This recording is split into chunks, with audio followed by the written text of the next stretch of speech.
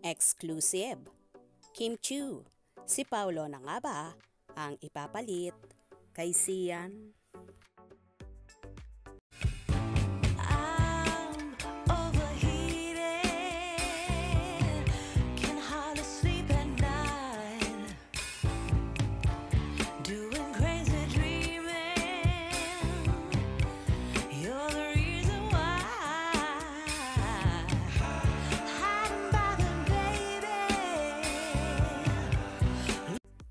Pagkatapos nga ng naging kumpirmasyon ni Kim Chiu at Sian Lim ng kanilang hiwalayan 2 days before Christmas Day, balita ngayong katapusan naman ng 2023, magpapasabog ng version sina Richard Gutierrez at Sara Labati.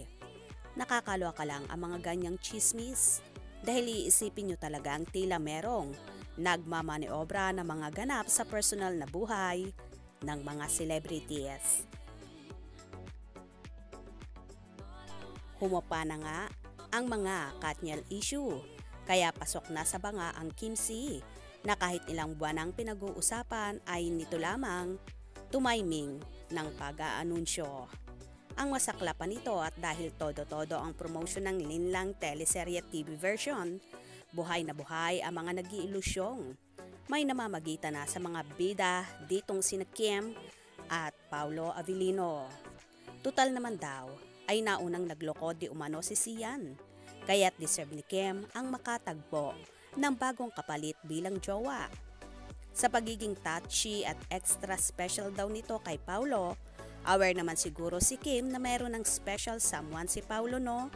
Nakakabaliw na mga ilusyon, no? Para lang sa promo. Ha ha ha ha. Kung tutuusin naman, ay malakas talaga ang chemistry ng Kim Pao na hindi mo maikakaila ngayon.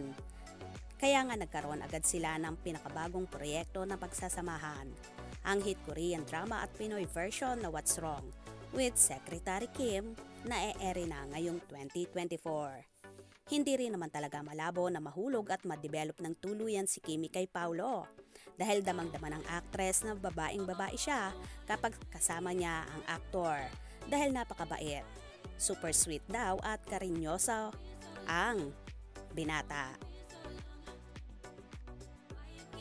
Kaya, imposible rin na hindi mahulog ang loob ni Kimi sa binata.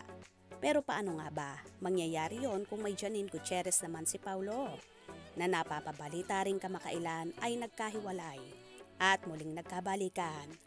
Na ayon pa nga sa ilang source kamakailan ay nakitang magkasama sa isang lugar ang Paunin na tila so happy nga ang kanilang relasyon.